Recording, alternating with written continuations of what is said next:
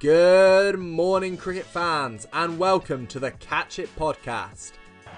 Oh, what a catch! I'm Andrew Lush, and I started this podcast to have some interesting and insightful conversations about analytics and the stats behind the action, and to develop myself as a presenter. Good! Oh, brilliant! I hope you enjoy our discussions and debates. That is an absolutely outstanding catch.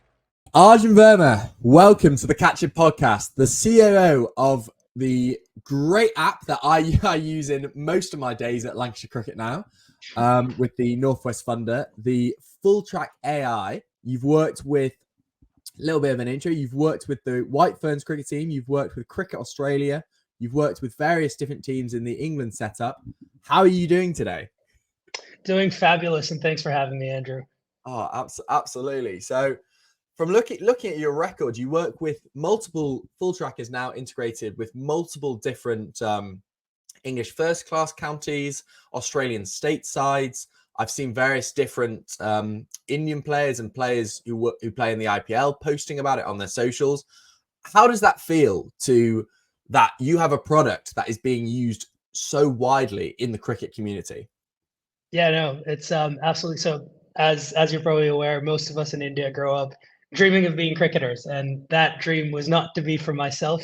I graduated from school, went to study in the US, but was able to keep up with cricket and to be able to apply what I learned at college, what I've studied over the last many years, to the one environment that I love most, i.e., sport, and more specifically cricket.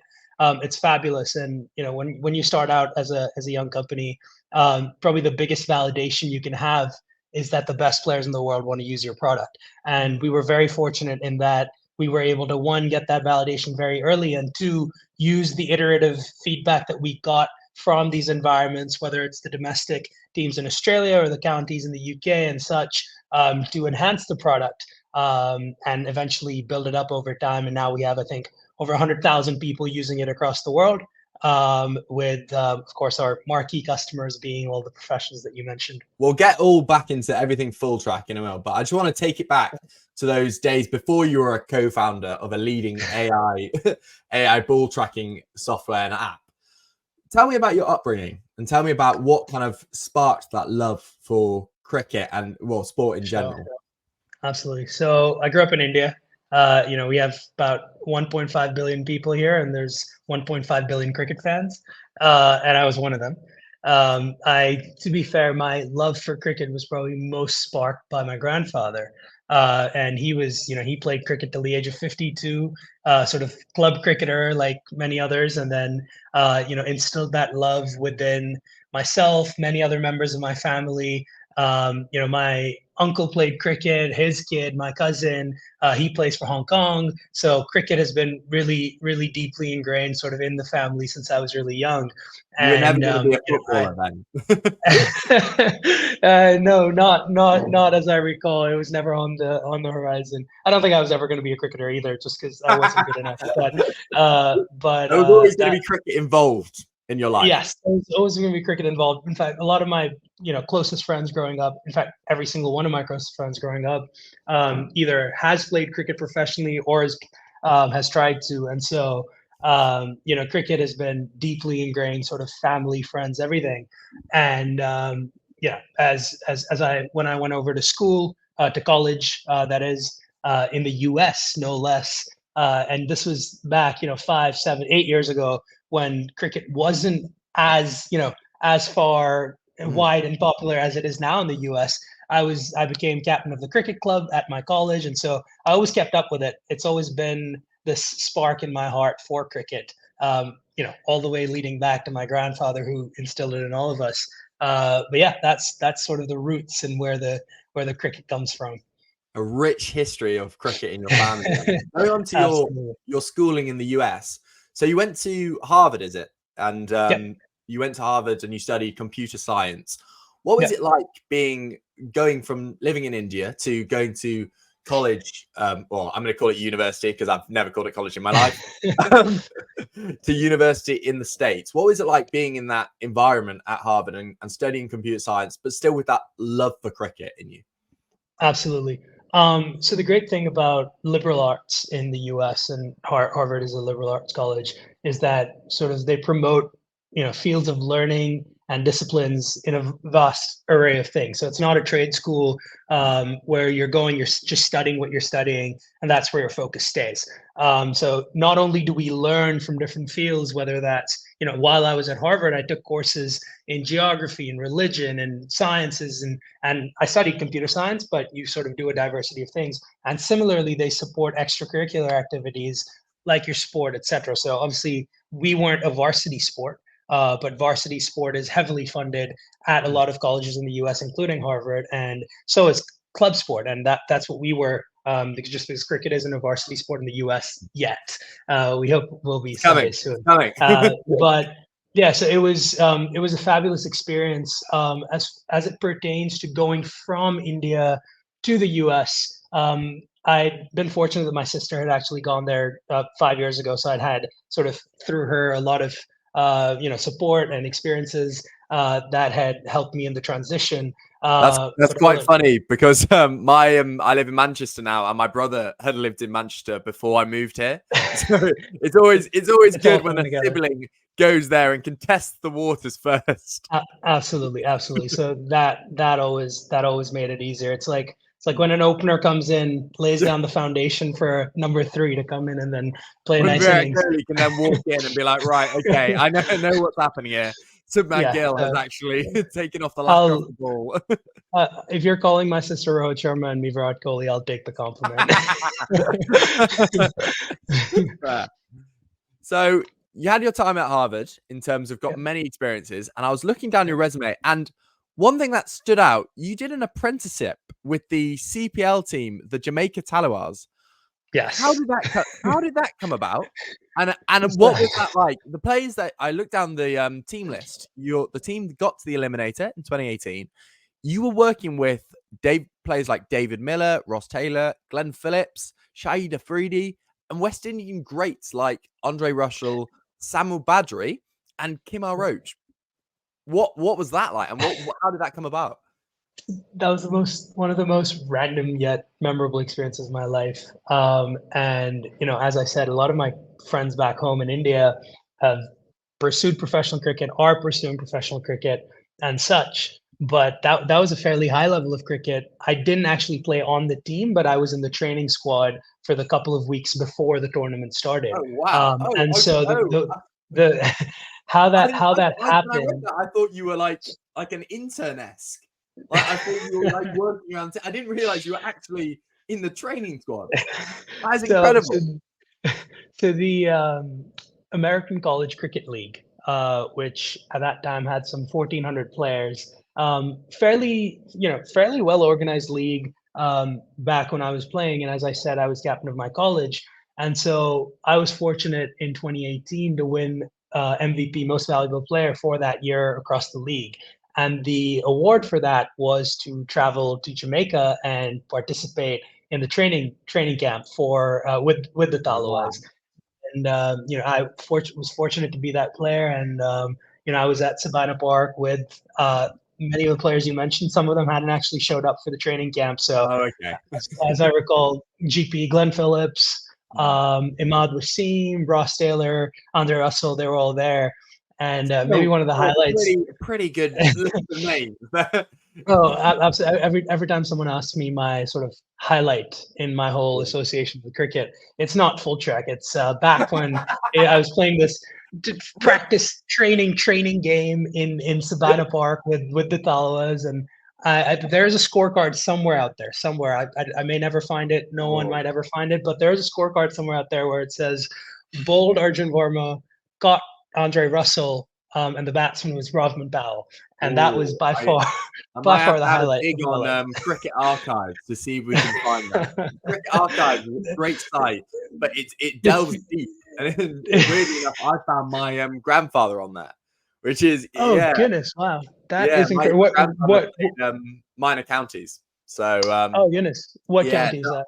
So he paid for, oh gosh, I think it was Devonshire, or I think I'm going to be wrong. And if Jenny Lush, my gran, is listening, I'm very sorry if I got that wrong.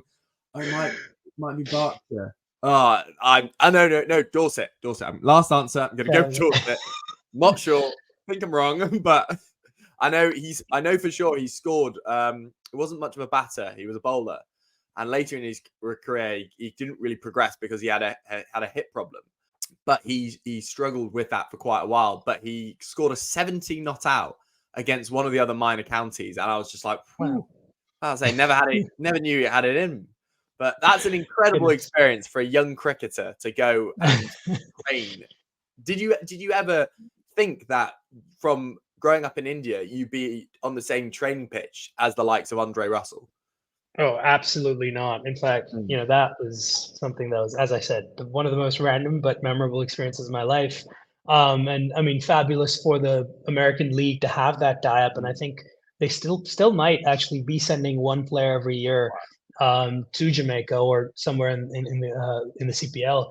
But yeah, absolutely had not expected. I mean, I hadn't expected to play cricket at all following, leaving for the US. So it was a pleasant surprise. To say the least. Absolutely. So you go from Harvard, you graduate.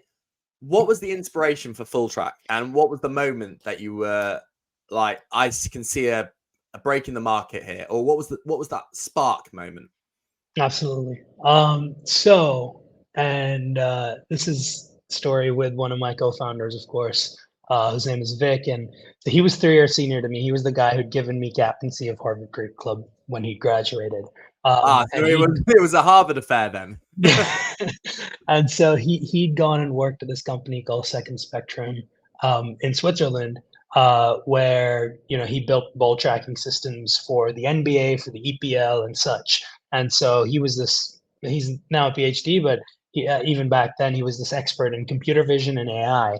And he'd come back over, and I was about to graduate, and I'd actually gone to him to discuss this interview that I was giving for a job at Tesla in the computer vision department.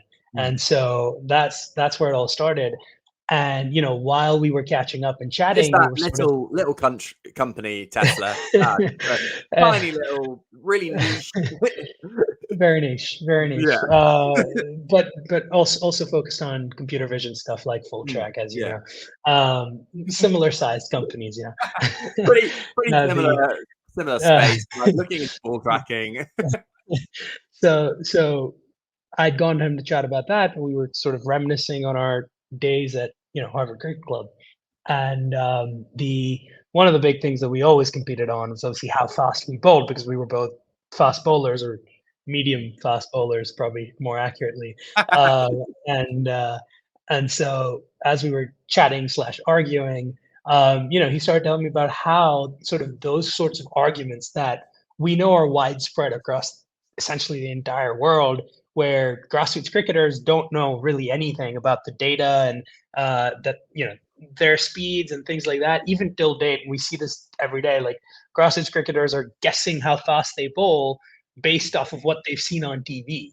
And it's very different seeing something on TV and knowing it. And it's the same with coaches, grassroots coaches, which are one step above sort of the recreational cricketers that we were. Even they haven't really had access to the kind of data that we often debate or find valuable to improve on. And Vic started telling me how he built systems that sort of do ball tracking and things like that. But those sort of algorithms can now be run on mobile phones, because mobile phone processors have advanced so much over the last decade that an iPhone is basically as powerful as a computer used to be, 5 years ago, 10 years ago. And that was a very interesting idea to me. And in the moment, you don't necessarily say, "Oh, let's start a company," but in the weeks that followed, I had more conversations with him, and then we sort of started it out as a side project just to see, is this even going to work? It was COVID. There was not much to lose. You were sitting at home. You go out to the backyard. You're trying something out. Worst case, it's a project that failed. You learn something about technology, and you're like, okay, it doesn't work. Best case, you build a company that's used by all the teams you mentioned, and hopefully more. So that's where it all started. And again, just grateful that we've made it as far as we have, and hopefully a long way to go. Did you go to the Tesla interview? So interestingly, I did go to the Tesla interview. I didn't end up getting the job. And Well, I'm going to say thank you very much, Tesla, for not. Otherwise, my day-to-day would look very different in this winter training section. It inspired something, you know. So looking forward, you've got the inspiration, you've got the spark, you start building a product.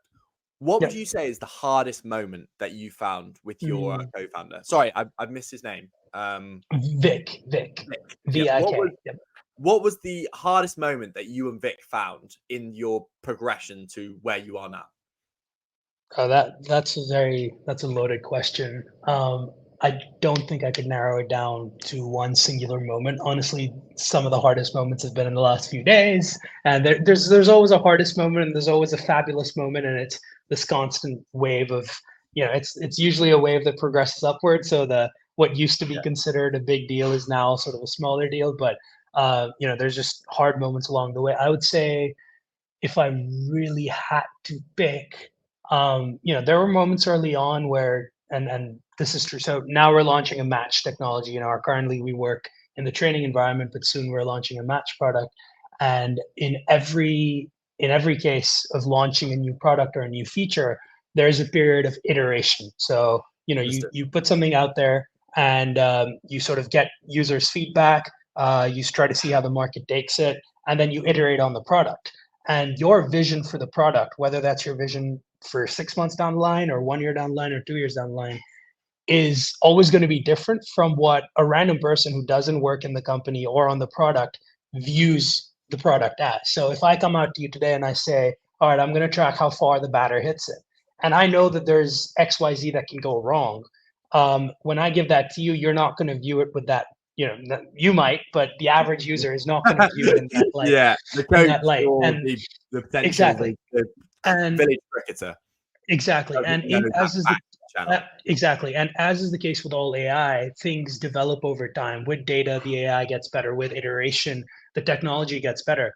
But there is that period of where you need to let it out and then see how the users react, use their feedback, use data to augment the technology, and then grow it. And that phase of launching a new sort of, and it was most sort of pronounced when we were an entirely new technology that nobody had heard of. Anyways, people have been very skeptical of AI, et cetera, in cricket, because there have been a lot of, times where it's been tried and it's failed. And rightfully so, people are skeptical that something will work. And sort of you really build up that social proof over time as you hear from trusted sources, all right, this works, et cetera. So some of the hardest moments for us have definitely been, launching a new feature, or, the hardest by far was the initial phases where we were trying to even trying to get people to try something is very tough, when the initial reaction is always, oh, it's AI and all this, everyone says it'll work, but it won't work.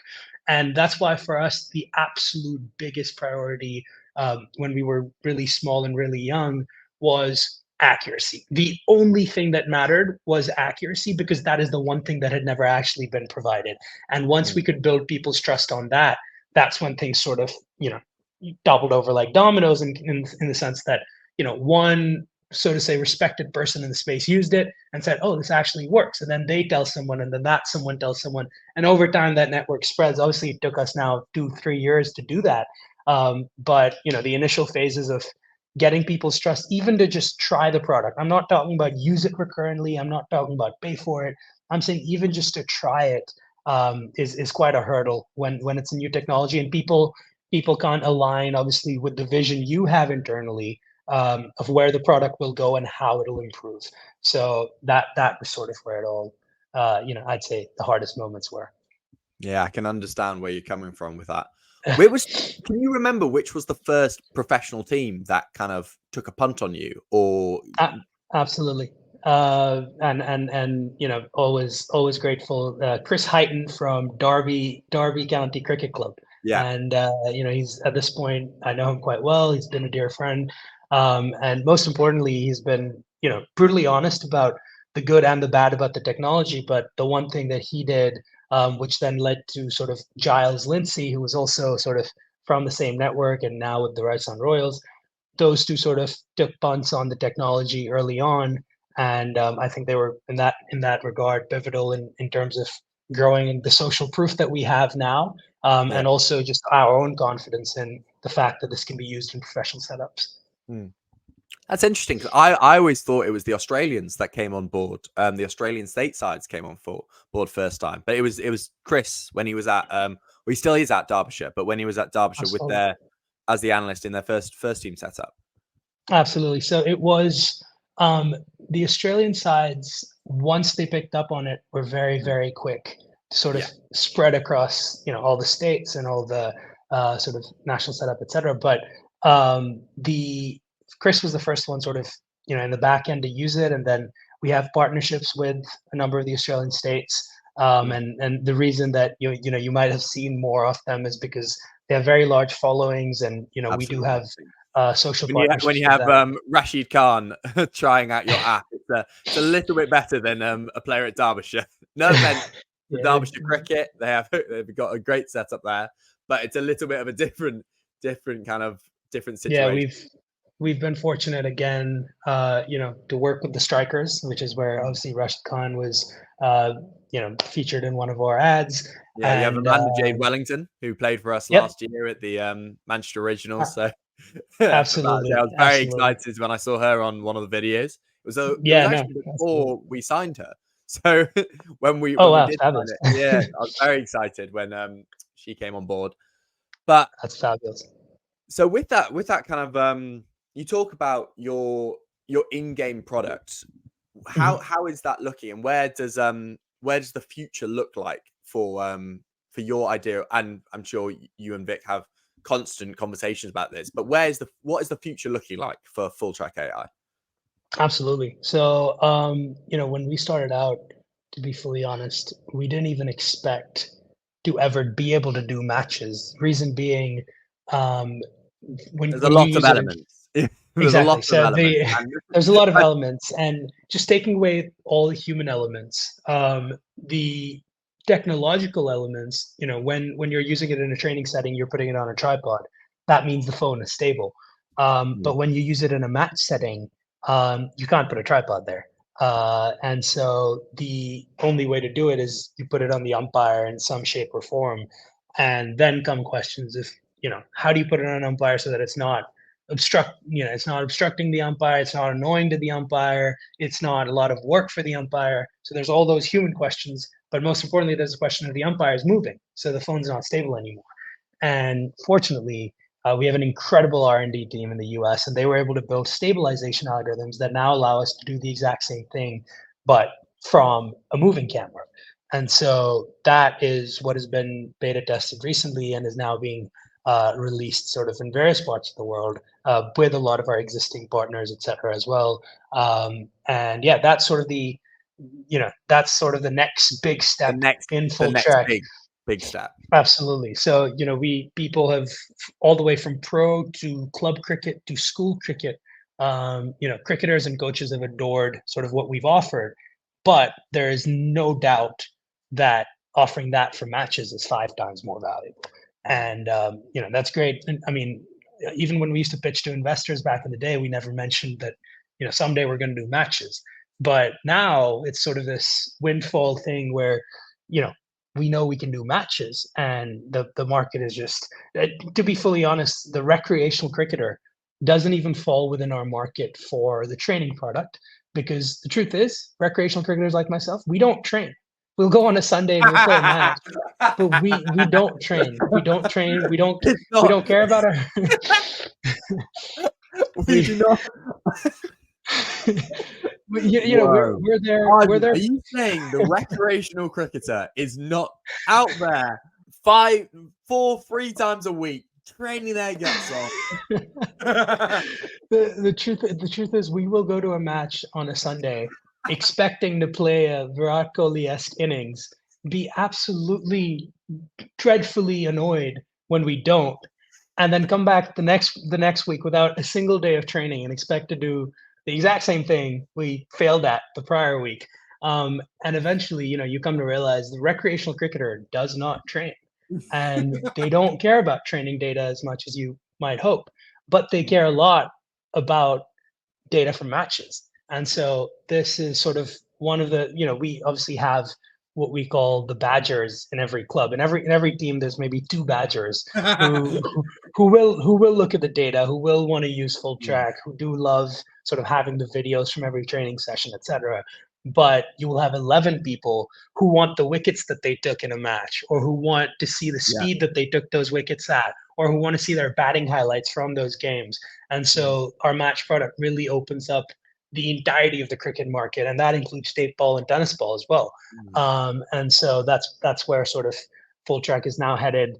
And the again expanding sort of to it's actually sort of counterintuitive, because to get the product to work in less controlled environments, which happens as you go sort of further down in the pyramid, you have to build the technology to be even more robust, and that actually benefits most our enterprise customers and our marquee customers, because as we develop the technology more and more, they're able to use it for performance data, which is obviously immensely valuable at the pro level. So yeah, that's sort of the vision for the next couple of years.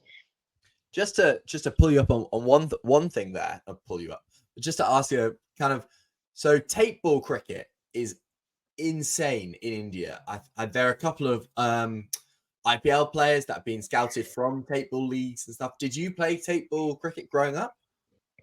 Sadly not, or maybe it's a positive that I didn't, because I played hardball cricket, and often the two aren't necessarily beneficial. You choose one or the other.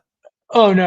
I meant to say that, playing a lot of tape ball or tennis ball cricket might get you used to certain technical or other things that aren't beneficial on the hardball side. And so, I can't say I played much tape ball cricket growing up. Tennis ball cricket, which doesn't include any tape, essentially.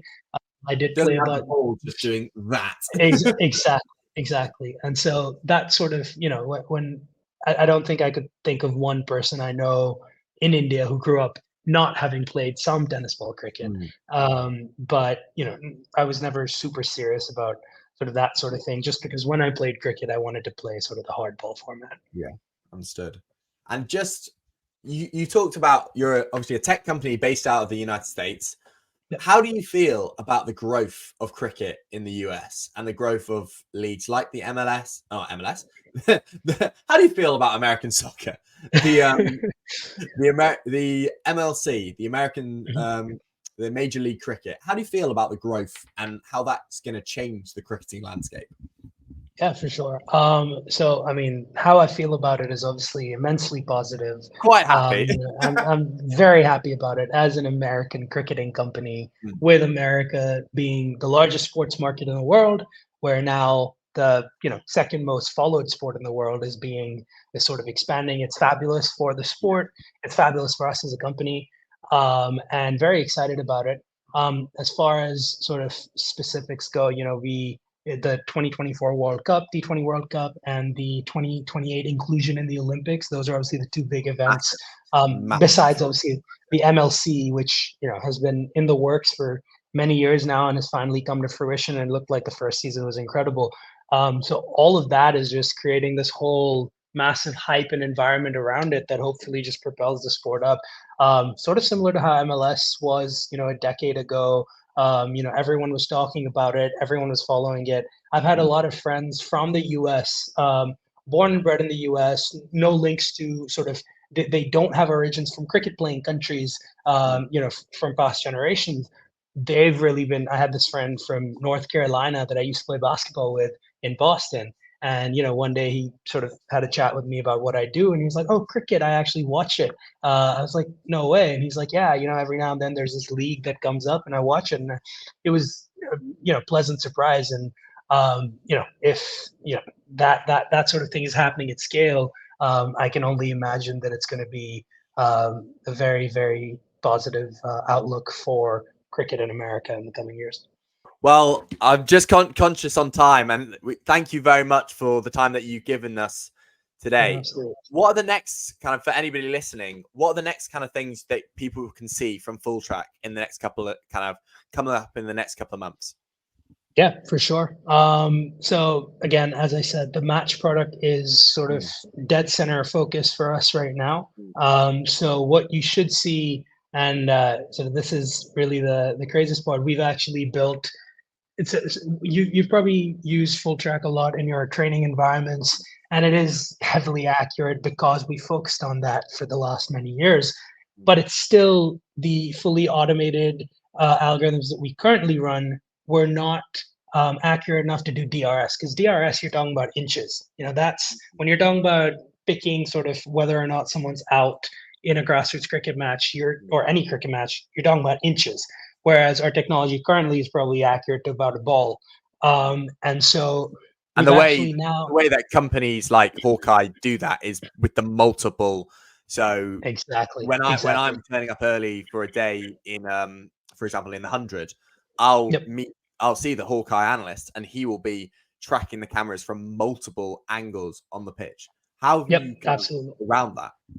Yeah, absolutely. And so, of course, the more cameras you add, the more it helps, but also the slower it makes it, the more complicated it makes it, the more expensive it makes it. And so there's really a trade-off between how expensive, how advanced, and how much time, or those sorts of things. And there's always a balance.